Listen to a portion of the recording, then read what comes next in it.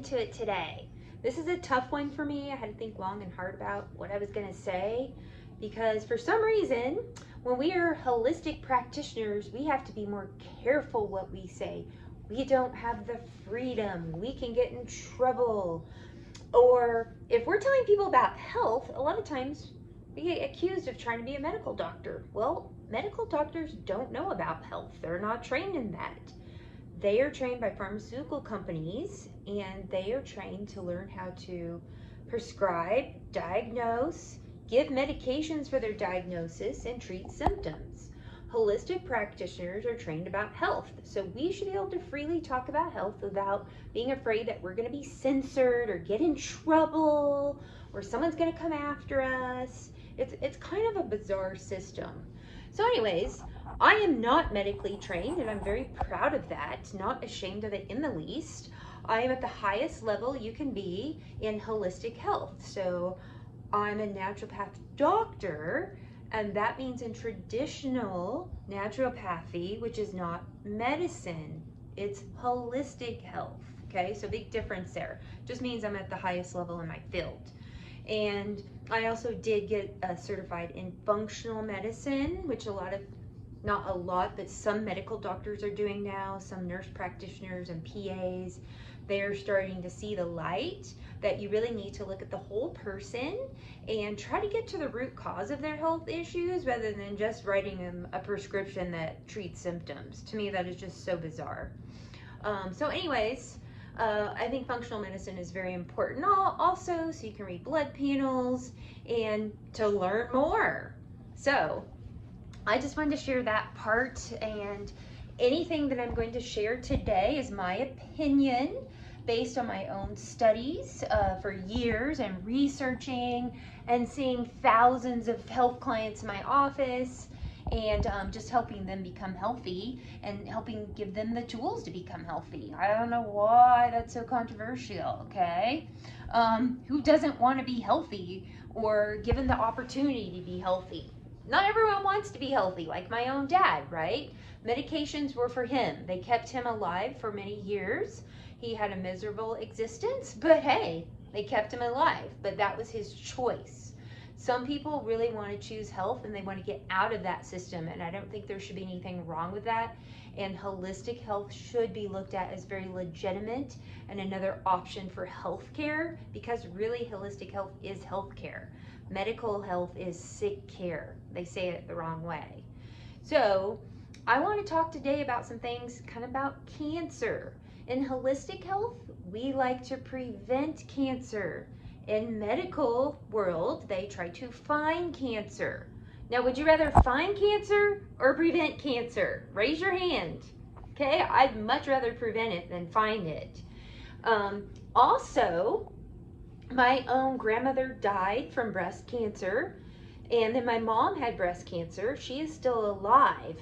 But why did this happen? Does that mean I'm probably going to get it? Is it in my genes? Should I be scared?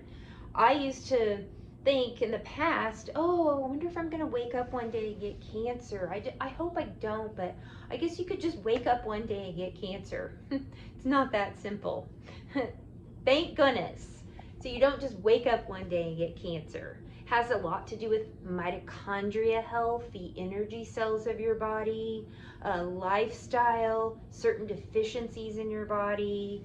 For example, my own grandmother, to help her get through menopause, if you have balanced hormones, it shouldn't be a problem anyways, but to help her get through menopause, her medical doctor prescribed her estrogen replacement therapy, the very synthetic type of estrogen that causes breast cancer. She took it for 10 years, and we know to this day that that causes breast cancer because most breast cancer is estrogen dominant. And so she had surgery and got her breast removed, and they said they got everything, a couple of lymph nodes, and then a few years later, she had it in her bones, and she died, okay? Now, my grandmother also never got her vitamin D checked. She ate loads of sugar. Probably her estrogen was already high from that too, and then she did a estrogen blocker medication. Now, do you think those might cause cancer? Does that mean I'm going to get cancer just because my grandmother did? You need to look at why she got cancer. My own mom, low vitamin D. We tested her even a few months ago and she was like 28. Well, we've gotten it higher now. I made sure. She's finally listening to me. But even many years ago, she was very low in vitamin D. In the medical world, they'll tell you 30 to 100 are their ranges. 35 is just fine. But in the functional medicine world, in the holistic world, we like you to be at 70 to 90 for optimal health. I don't go for barely above sick health. I try to help people have and achieve optimal health, okay? Isn't that what you would want too? Anyways, my mom was also a sugar addict all of her life, pretty extreme, had lots of stress. So boom, up goes her estrogen too. So now that you learn about this, what are some ways possibly you could prevent breast cancer? Get your vitamin D number up really high, right? Keep your estrogen levels healthy. Our own body makes estrogen, but we need to keep those levels healthy. Do you know how they get unhealthy? By eating loads of processed food, junk food, fast food, chronic stress, loads of sugar. And yes, I know it's a fact, because when I have lots of women in my office that have heavy periods, hormonal imbalance, it's all the same situation, okay? Their diet's really poor. Some of them have a lot of stress. That can also make you estrogen dominant. They're having those heavy periods. Why is that? That's not normal to have heavy, uncomfortable cycles every month with clotting, breast tenderness. That's all estrogen dominance and bad estrogen. We call those xenoestrogens. You can also get that from drinking cheapy plastic water in plastic water bottles, eating conventional meat injected with hormones, right? All that can make you create bad estrogen that can cause breast cancer. So women should really be taught how to prevent this. Now, this is just one example of cancer, okay? Because this is something that happened to my own grandmother and my own mom. Now, I'm putting my glasses on because I'm going to give you guys links as well. But even at the Cleveland Clinic, it says vitamin D and breast cancer, are they linked? So I just want to read part of it. Some of it's ridiculous here. They always say there's not enough research. That's because they don't like to research too much on that. If there's not money in it, especially for the pharmaceutical world, they're not going to research on it. It has to create money for them. So studies on whether or not vitamin D can be preventative against cancer are conflicting.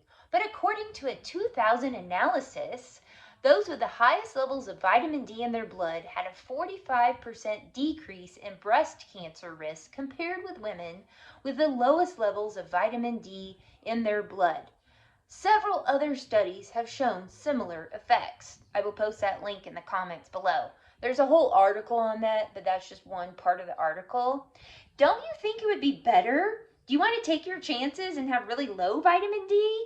Or even if you don't know it's 100% true that it could protect you, but in a lot of studies it shows that it can be one protector against breast cancer or a bunch of other cancers as well, that maybe it would be a good idea to get your vitamin D number up there, like 70 to 90, okay?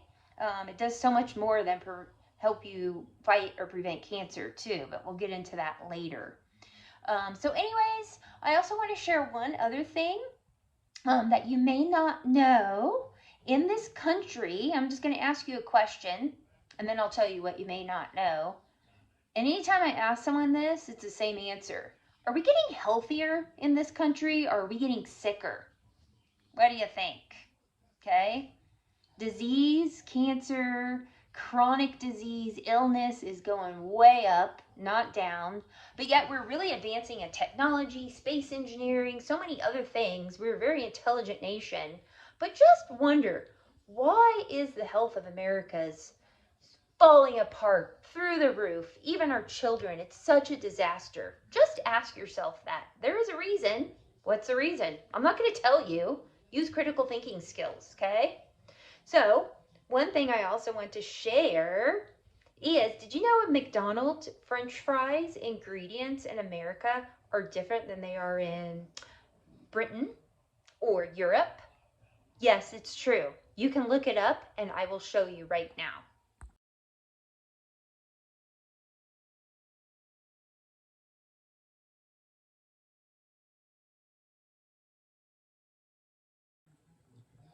So once again, why do you think this is? Why do other countries not allow certain ingredients that our own FDA here does allow? Oh, because they say, well, it hasn't really been proven to be harmful. If it's not proven, then, it's no big deal. We're not going to ban it.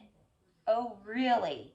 You really think canola oil, rancid soybean oil, corn syrup is good for you? But we don't really know it's bad for you, so it's okay.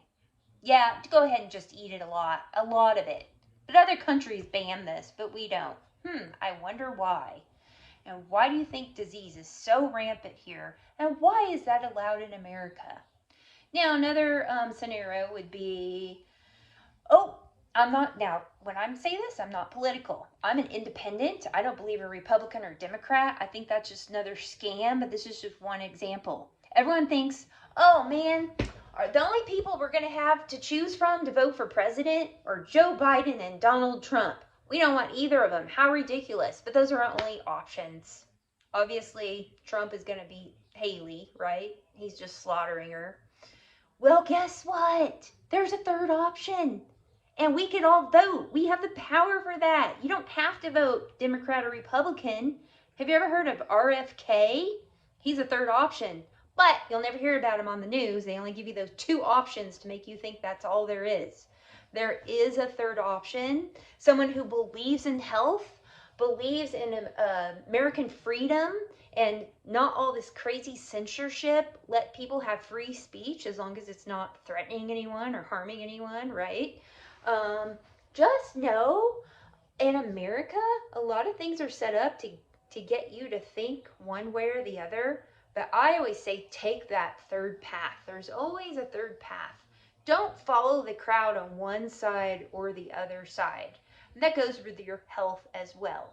So the biggest thing this video is supposed to be about is let's prevent cancer and not find cancer. Let's don't bash holistic practitioners or naturopaths just because they don't have a medical license. What does that mean anyways? Who makes them the authority or the ones that we should always listen to, right? Because they prescribe medications? Well, like I said, if that's what you want, then that's fine. But there are other options out there, and those options should also be considered legitimate, which is real health. All right, have a great day, everyone.